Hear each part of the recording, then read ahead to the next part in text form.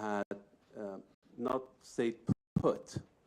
But if you look at the building, you can see that, you know, it all burnt down, just like Grenfell. So 7 years on, you know, people are living with this cladding. They're living in fear. So things has not changed. It's this illusion of learning from the mistakes have not brought about any concrete actions by the government in removal of those claddings. And I fear that is because there is no prosecution. There is no consequences for people who fail while they are in office.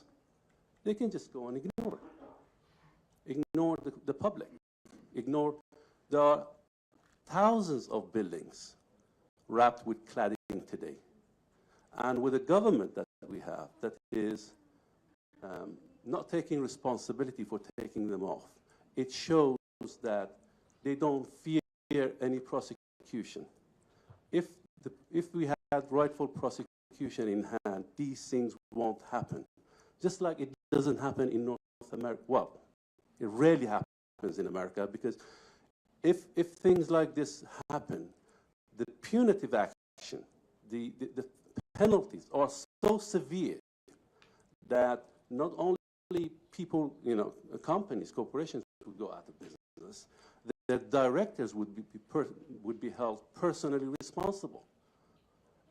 And I expect, you know, the Crown prosecution now to tell us what sort of prosecution they're intending to have in, you know, they have in mind. To me, it's a manslaughter charge, and nothing less would do. If they want to have a minor charge that leads to a small fine with suspended sentences, then I'll, you know, bring it back to the country and tell the people, this is the country and this is the system we have. And unless it's fixed, you're not safe in your own homes. Thank you. Thank you very much. I was just asked by one of the reporters, this gentleman is Shahrukh Hamlani, who lost his mother and his aunt in the fire. He's campaigned very heavily, and his family campaigned for the PEEPs, which is the personal evacuation plans, because his mother was disabled and died in the fire. So, can I go to Kareem now, maybe, because so Kareem lost his sister, Khadija Kaloufi, in the fire, and he's here with his mom and his other sister, Amal, and his mother, Zohra, who's sitting in the front. Kareem. I'm Kareem Kaloufi, Khadija's brother.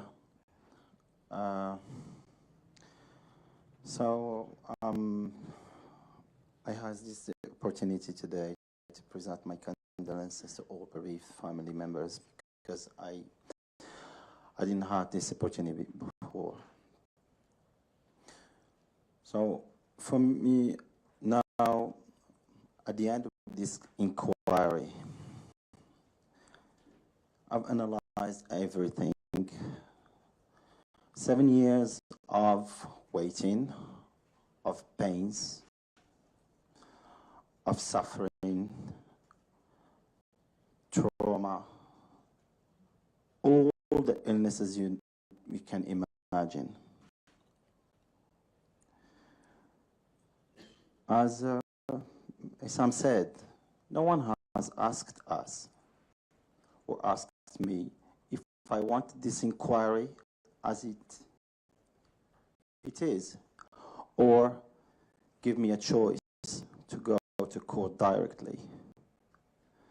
7 years, I was saying to myself, oh, 7 years, it's enough to get a justice. They have everything. They have the evidence. They have who did, when it was done, and how it was done. So this is enough to get a justice, to know, because what happens, it's a criminal investigation, and criminal investigation need charges and a fair trial, conviction. So, until now, me and all my bereaved families think that we were robbed our justice. This delay has caused a lot of damage to us, has participated in denying our rights. And we are asking, as Sharo said, the minimum we are asking is criminal prosecution for manslaughter. This is the minimum. Because all the people died deserve a justice. And all the people here deserve a justice. Nothing will be extinguished, or nothing will disappear inside what we are feeling now if we don't have this justice. Together, we will stop fighting for justice, because we know that there is a right for justice, and we will seek for the justice. We will go to probably, and with the help of Grenfell, next of kin. Now we are preparing ourselves to see the Prime Minister and also the Minister of Justice, the CPS, the police, to fight, not to fight, but to tell them we have a right of justice and we want it. How it's going to be. People here are looking for that. So shall we wait for 2 years, 3 years, 4 years? Maybe my mom will die. Maybe I will die and not having this justice. My mom, she's stuck here for 7 years. She kept moving from a hotel to another hotel, to another hotel, to another hotel, making a lot of effort, bearing all the nice things and the bad things, because we didn't have the right treatment. We were discriminated. And we were a minority, but we are a strong minority who have the right to seek for the justice. We are going forward now, and we want to move on. And what I'm going to say about the inquiry has ended today. We have no lawyers, no more, but we have these people who are full of strength, full of anger. They will not let down. They will go on. They will continue to seek for these rights. What was said and what is contained in the final report, it's all this detail that everybody knows. Okay, I'm not saying that from this report nothing will emerge. A lot of resolution, a lot of recommendation, a lot of improvement will be here.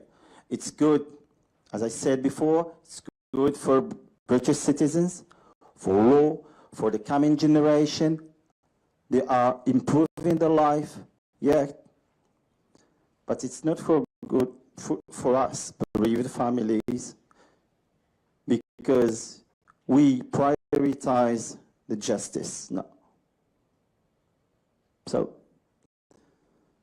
So I'm going to end and say, I believe in justice in Britain. This is Great Britain. How come? People or other countries are following Great Britain as a model. So we cannot have this justice. So we need just to knock the door and go to the right persons who will help us getting this justice over. Thank you. Thank you very much, Karim.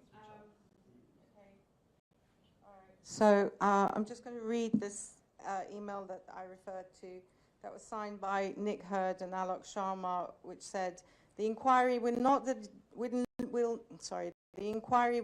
delay the conclusion of the police inquiry, which will draw on the fire investigation.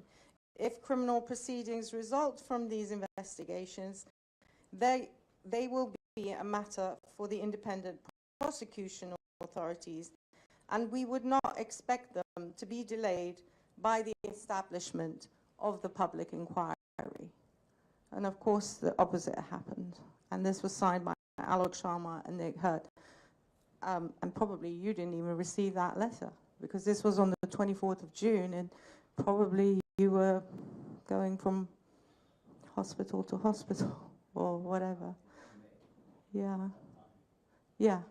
So, yeah, it's a very, when you talk about learning lessons, perhaps we should learn that lesson. I just wonder actually whether we could hear from some of the women. We have a lot of strong women involved in this situation. Actually, Flora just arrived as well. But I wondered if Sister Mariam, who's actually herself a survivor, but she's going to speak for Hayat El Sanusi, who lost her sister and her nephew and her niece. And Mariam, if you can just say what Hayat has expressed with you, because sometimes it's just very difficult for people to actually speak in front of the camera, so they've had their discussion before. And keep it brief. We're going to try to keep it brief because I know you've got other things. Hello, my name is Mariam Adam. Good afternoon to everyone. I'm sorry, my English is not that good enough, but I want to tell you my feeling and my Auntie Hayat feeling. I asked my auntie a question, how she feel after 7 years. And to be honest, it was really, really sad what she said to me. She said to me, Mariam, on the 17th of June, I didn't lose just my sister. I lost my supporting sister, the one I grew up with her. And we're raising her family together. And she said to me, I came from Sudan. And when I came here, I accept all the way they treated me. I accept to stay in the hotel for 4 years, eating jungle food. And I said, okay, no problem what is happening. One day I'm going to get the justice. And she said, before I came here, before Greenfield, I had really a very good idea about Great Britain. That is like they said in our country, they said Sudan is like the third country in the world, and Britain, it is the first country. And she said to me, I was waiting for all these 7 years for justice, just for justice. And they stay here for 7 years just for justice. And she said, and I was thinking, no one up to the law. But I found that it is not true. And I'm really sorry to feel that. She said, I lost my sister, my beloved sister, her 2 young children, her nephew and her niece, very succeeded. They are studying university. So they came just to celebrate their mom, the Eid with their mom, but they, inshallah, I hope they're Eid in heaven. And she said, all the things we are asking is justice. So she said, I'm here and I'm living here and I'm so worried to happen what happened to my sister. And in our belief, justice is more important, because if you don't charge someone in criminal is going to continue. And what happened to Greenfield is going to happen to the others if they will not charge it. So, and I believe for my inside, truth is going to win, and the law is going to win. And I'm waiting that to happen. And I wish if I can do anything to get the justice for my family. And I hope that is going to happen. Myself also, I have a very good memory with Auntie Fathia.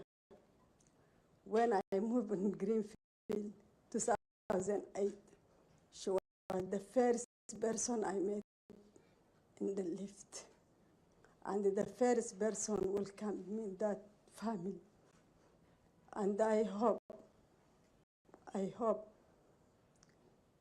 the 72 people, they pass away. There is some children, I look after them in Greenfield nursery. And even some of them, I don't know if they were living in Greenfield. I found just after the fire. So please, I want really justice for them. And the inquiry is finished. Even now, we don't have anyone to fight for us. And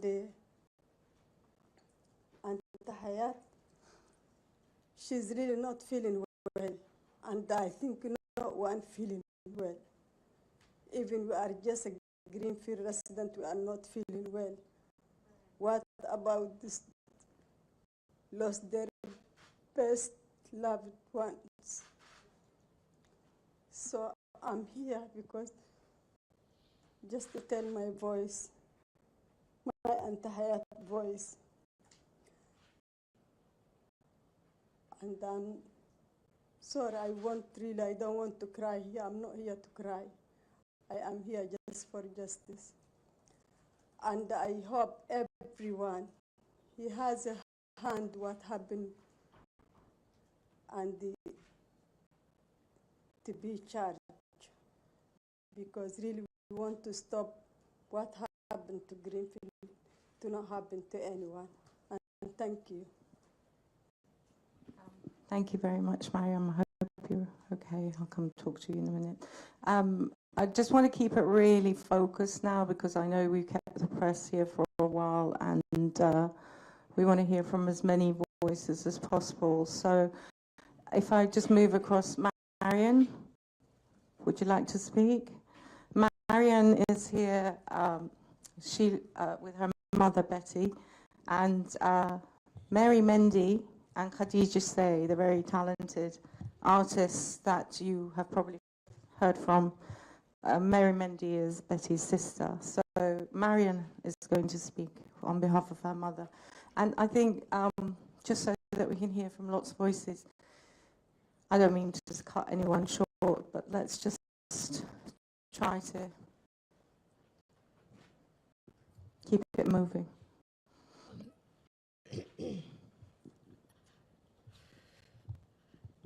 I'm really sorry, but I don't really know what to say. We've heard some of the information about greed and dishonesty, and it was really hard for us to hear those words. And I just want everybody else to remember, this is about 72 people who lost their lives. And all we ask for is for someone to take responsibility, manslaughter charges to be brought in. We don't want misconduct in public place, anything like that. My mother lost her sister, her niece. Her sister is the one who brought her into this country, and she also brought me into this country. She took care of me. She did everything for me possible to become the person I am today. So I just want people to remember the 72 people who lost their lives. All we demand is justice for them, and for somebody to remember them. That these were people that lived and have dreams. Khadija's life was lost so short that everything she dreamt of happened after she passed away, and that shouldn't be what we should remember her for. We shouldn't have to remember her that because she lost her life in Grenfell. And I just want justice for them to know that we fought really, really hard for them. We didn't just stand by and watch what happened to them. We fought, we tried everything possible, with Camilla's help, everything possible to try and get them justice. The Bible says, do not kill, thou shalt not kill. So we demand justice for that. Thank you. Thank you very much, Marion. That was very well put. And I would like to go to Mrs. Jabari. Mrs. Jabari lost 5 members of her immediate family, her daughter, her grandchildren, and her son-in-law, the Al-Wahabi family. She's going to speak through an interpreter. And so if I can just give a bit of housekeeping here. If Mrs. Jabari says what she wants to say, and you write the English and do it in one go instead of sentence by sentence, yeah? So keep it sharp. Say what you want to say in one go.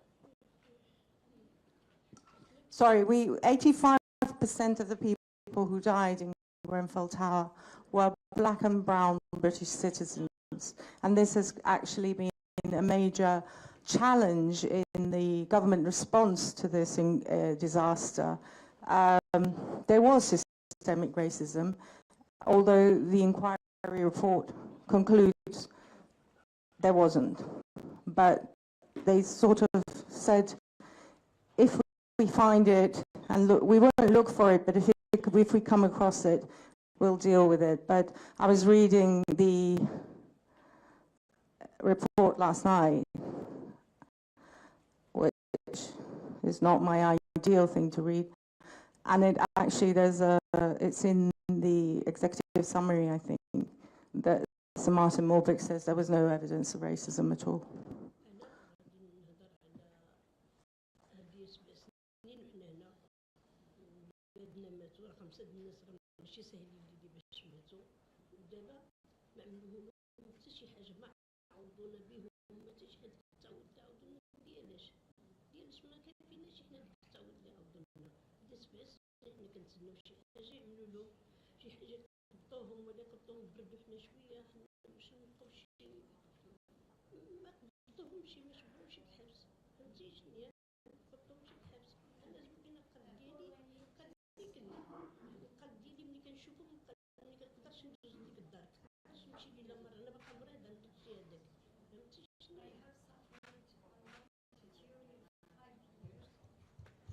I have suffered a lot during 5 years and endured a lot because of the big loss. I lost my daughter with her children and her husband.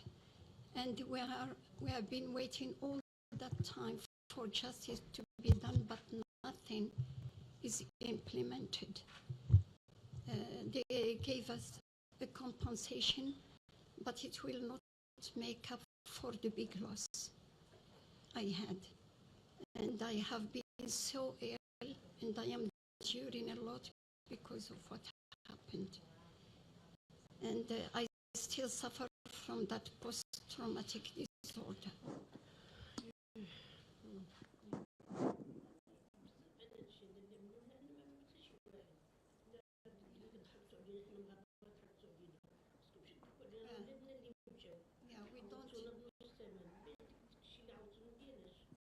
We don't deserve to be treated as such. We need justice to be done because it's a big loss. It was a big loss. And we're still waiting for justice to be done, but nothing is done. I still suffer from what happened. I still suffer from post-traumatic disorder. In fact, I endured a lot because I lost my daughter with her children and her husband, 5 people in one go. But still justice is not implemented. What happened is a catastrophe, but the inquiries come to an end and nothing is done about it. All we got is a little amount of money compensation that wouldn't make up for the loss, the big loss I had. Did you want to say anything else, Mrs. Jabari? Are you okay? Thank you very much. Can I go to Francis? Francis Dean. If Francis, you can stand up, because Zainab Dean and Jeremiah Dean, her little toddler, passed away in the fire. And without telling the whole story, which Francis finds very traumatizing, I think you should appreciate that though the names and numbers and so on are there, the story of actually what people experience is so harrowing. And for Francis, he was captured on the police camera as he was on the phone to Zainab in the tower, begging her to come out. And he stayed on the phone with her, passed the phone to the firefighter to speak with her because he just couldn't take it anymore. And she described how her son had passed away in front of her, and then the firefighter passed the phone back to him and just said, "Tell her you love her." And then the phone died. So I tell you that not to be gruesome, but I think you have to realize that the people sitting behind, in front of you, have had 7 years of going into the minutiae of the details and living and reliving it, and through the inquiry. And so the inquiry process itself actually becomes quite a traumatizing or re-traumatizing process in itself. So there are a lot of lessons to be learned about how this was done and the order in which it was done. And then to end up where the fire brigade as an organization, or the individual firefighters, are essentially off the hook. I think that has made a lot of people quite angry as well, because they are the ones that suffered the loss of life. So Francis, if you want to speak about whatever you want to speak about, and feel free to speak about the firefighters as well, because I know they're sort of almost like untouchable in terms of this story. Well, thank you, Kimia. First of all, I want to thank the press for coming. Thanks for your support. And also, I want to thank Sir Martin Mobic for the report. I guess they've done very hard work. It's taken 7 years to get to this point. But for me, I think 7 years is delay of justice, because we deserve justice. I mean, if I could go back to the night of the event, look how fast the building catch fire. It takes like 10 minutes, you know, and nobody is to be blamed, and everyone is just passing the blame to each other. Is that fair? That's 72 lives died, you know. That night, from that night, I've not been the same person. Mentally, I'm messed up. I suffer from PTSD, and obviously for stuff that happened in the past, it led to me losing my job. Right now, currently I'm unemployed. But what we demand, we are demanding justice for these lives that died. People are died there, you know, people were screaming. So for me, it's always difficult to talk about it, because it's like, you just take me straight away back there. So I just try to compose myself as best as I can. But the government actually promises justice. You know, this was a previous government, and I do hope this current government can take up that lead and assure us that we are going to get justice. And we are also demanding justice. That's all I've got to say. Thank you. Thank you, Francis. Just wanted to bring in the Samimi family here. They lost their mother and their auntie, and so Rahila Samimi, Masumi Samimi, and Melina Samimi, who is a bright spark because she's doing really well at university. We're very proud of you, because it has been particularly difficult for the young people who've had to keep going despite everything that they're experiencing. Their futures are at risk when something like this happens. So Melina lost, obviously, grandma and auntie. So what would you like me to do? Do you want to speak through the interpreter? Yeah. با از طرف این آقا صحبت کنی، یعنی من این statement رو نمیخونم. شما از باز interpreter صحبت کنی. Okay. I have a statement from them, but I think it's just better if they just speak through the interpreter. زیادم طولانی است. Okay. Thank you.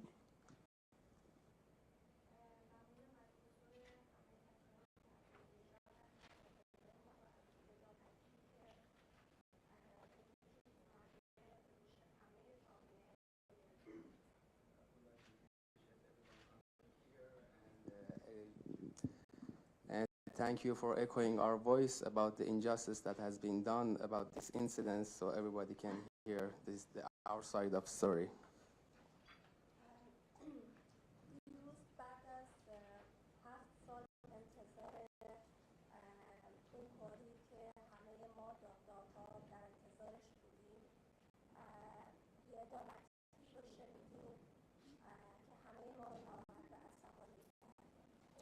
So after waiting for 7 years for a final result, we heard this injustice that made things difficult for us, that was basically just not acceptable, what we heard.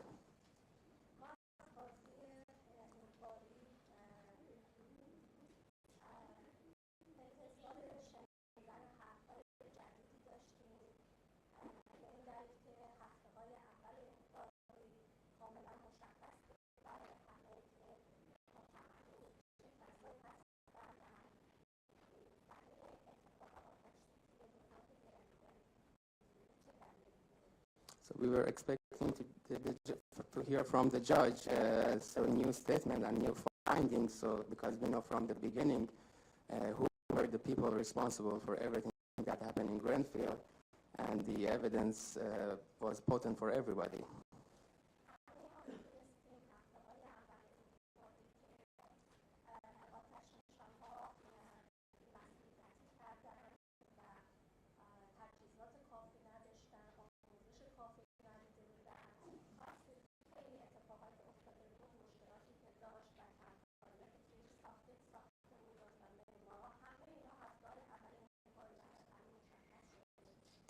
So in the first weeks of the inquiry, everybody knew there were a problem with the firefighters. They weren't trained enough, they didn't have enough equipment, and the council was responsible for many shortcomings and many things that was many policy, safety policies that was not implemented properly, and everybody knew from the early weeks that these are the evidence and who are responsible.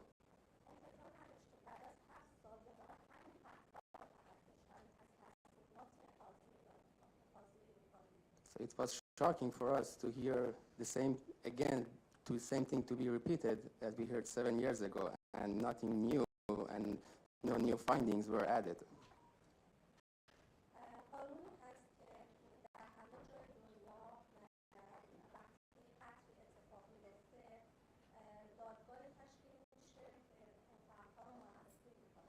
So in any part of the world when the manslaughter happened, there is a court, and a judge will prosecute the people who are the person or people who are responsible for this crime.